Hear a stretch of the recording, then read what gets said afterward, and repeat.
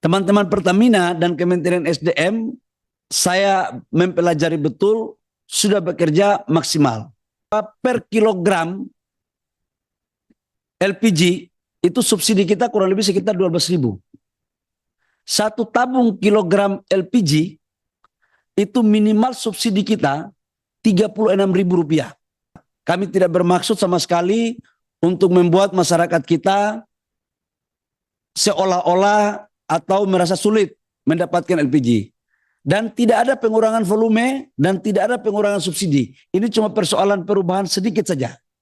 Dan terakhir, slide saya terakhir menyangkut dengan gas. Menyangkut dengan LPG yang sekarang lagi kelangkaan. Bapak Ibu semua, ini juga ada di Rut Pertamina dan Patra Niaga yang sekarang lagi terjadi di masyarakat. Kita ini sekarang lagi menata tentang pola distribusi penjualan LPG. Bapak-bapak semua sudah tahu bahwa dalam APBN 87 triliun alokasi negara yang dialokasikan untuk subsidi LPG. Harapannya adalah LPG ini betul-betul tepat sasaran. Teman-teman Pertamina dan Kementerian SDM, saya mempelajari betul, sudah bekerja maksimal. Dari agen, dari Pertamina masuk ke agen masuk ke pangkalan. Pangkalan baru masuk ke pengencer. Kalau dari agen ke pangkalan, itu masih bisa dikontrol secara teknologi. Berapa yang dijual, harganya berapa, itu masih clear. Karena diingat bahwa per kilogram LPG itu subsidi kita kurang lebih sekitar 12.000. Satu tabung kilogram LPG itu minimal subsidi kita Rp36.000. Ini biar kita tahu betul. Dan harga yang ke masyarakat itu paling besar sekitar Rp5.000. Tapi apa yang terjadi? Harganya Bapak Ibu tahu semua, ada yang sesuai, ada yang harganya sampai di atas 20.000. Padahal negara mengalokasikan ini untuk masyarakat.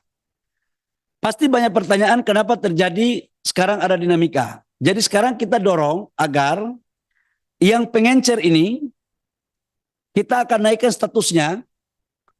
Tadinya mereka menjadi pangkalan. Tetapi syaratnya terlalu besar yang disyaratkan oleh Pertamina. Maka tadi rapat di kantor ini juga dengan teman-teman Pertamina dalam kurun waktu beberapa menit sebelum kita rapat, kita membuat kesimpulan agar pengencer ini menjadi sub pangkalan. Tujuannya apa Bapak Ibu semua? Agar LPG yang dijual itu betul-betul harganya masih terkontrol karena itu lewat aplikasi. Agar betul-betul masyarakat bisa mendapatkan LPG dengan baik dan kemudian juga dengan harga yang terjangkau. Memang perubahan aturan ini pasti butuh penyesuaian. Pasti butuh penyesuaian dalam waktu yang ada. Tapi kami pingin untuk supaya lebih cepat. Kami tidak bermaksud sama sekali untuk membuat masyarakat kita seolah-olah atau merasa sulit mendapatkan LPG. Dan tidak ada pengurangan volume dan tidak ada pengurangan subsidi. Ini cuma persoalan perubahan sedikit saja. Tapi insya Allah kalau ada masukan dari Bapak Ibu anggota Dewan yang terhormat, dengan senang hati kami akan mencoba untuk memperbaiki atau menyempurnakan apa yang telah menjadi kebijakan kami dengan Pertamina. Demikian pimpinan, terima kasih kami kembalikan. Assalamualaikum warahmatullahi wabarakatuh. Salam sejahtera untuk kita semua. Assalamualaikum warahmatullahi wabarakatuh. Pimpinan yang kami hormati, rekan-rekan anggota Komisi 12 yang kami hormati, Bapak Menteri SDM beserta jajarannya, yang juga kami banggakan dan kami muliakan. Pertama Pak, kami memiliki 4 pertanyaan kepada Pak Menteri terkait isu yang lagi sangat hangat di masyarakat. Yang pertama terkait dengan statement bahwa adanya penghapusan pengecer. Yang ini yang jadi miskomunikasi masyarakat sehingga menyebabkan panik buying kepada masyarakat. Bahwa isu penghapusan pengecer ini salah diterjemahkan. Dan kami juga tidak sependapat kalau pengecer ini kita hapuskan. Tetapi kami sependapat dengan apa yang disampaikan oleh Pak Menteri. Pengecer ini kita rubah namanya menjadi subpangkalan. Artinya adalah masyarakat penerima manfaat subsidi masih tetap bisa melakukan pembelian LPG 3 kg ini melalui pengecer. Jadi pasarnya tidak bebas di tingkat pengecer. Itu maksudnya Pak Menteri. Setuju kami Pak Menteri. Yang kedua, kami tidak setuju Pak Menteri. Ada LPG 3 kg yang warna pink, itu bertuliskan non-subsidi. Kami minta itu segera dicabut. Karena masyarakat di bawah ini bingung. Ada warna pink, ada warna melon. Kalau warna melon ini subsidi, warna pink ini non-subsidi. Harganya jauh Pak Menteri. Kalau yang non-subsidi ini 42.000 3 kilo. Kalau yang subsidi ini harga eceran tertingginya hanya 18.000 sekian. Itu poin pertama Pak. Yang kedua terkait DMO Pak Menteri. Tadi sudah kita bahas juga di dalam bahwa DMO ini harus berazaskan keadilan. Yang paling penting adalah DMO ini untuk memenuhi kebutuhan hajat hidup orang banyak.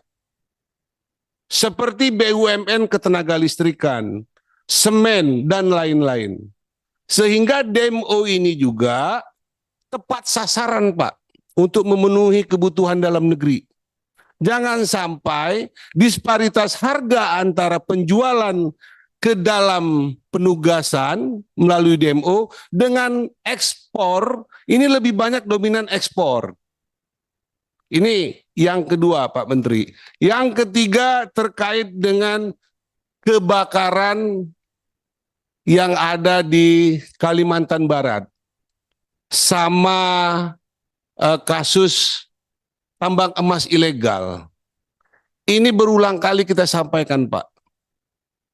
Seperti kita ini tidak bisa mengatasi persoalan-persoalan terkait dengan penyalahgunaan kewenangan. Kenapa saya katakan? Karena ini ilegal-ilegal ini kalau tidak dibackingi oleh oknum-oknum aparat tidak akan pernah terjadi Pak. Clear 100%. Tetapi tindakan hukum terhadap oknum aparat ini yang belum jelas. Ketika persoalan ini viral, baru ada tindakan. Setelah selesai, hidup lagi barang ini. Saya banyak contohkan sebelum-sebelumnya, di dapil saya aja. Nggak usah jauh-jauh. Illegal tipping, illegal drilling, illegal refinery. Selalu terus menjadi persoalan. Dan oknum aparatnya ini Pak, kalau udah diganti, nanti ganti lagi yang baru. Suasana senyap, main lagi barang ini. Iya ini yang terjadi. Jadi saya minta kepada Pak Menteri, sampaikan kepada Bapak Presiden Prabowo Subianto, inilah yang disebutkan Pak Prabowo itu bocor. Jadi harus tindak tegas Pak. Kalau tidak Kapolri dan Panglima TNI nggak selesai barang ini. Apapun namanya. Illegal drilling, illegal mining, illegal tipping. Apalagi? Presiden harus turun tangan. Kalau kita mau meningkatkan pendapatan negara mencapai 8%. Yang terakhir, terkait dengan BPH Migas. BPH Migas ini kurang lebih Pak, 6 bulan lagi masanya berakhir. Jadi kami minta juga kepada Pak Menteri untuk segera membuka. Karena kawan-kawan kita ini ada yang gagal calon, Pak. Berharapnya ini ke BPH Migas. Tapi sampai saat ini belum ada bunga-bunganya BPH Migas ini bakal dipilih kembali. Mungkin itu saja Pak Menteri. Terima kasih. Wassalamualaikum warahmatullahi wabarakatuh. Baik, Bapak Gunhar dengan 4 aspirasi.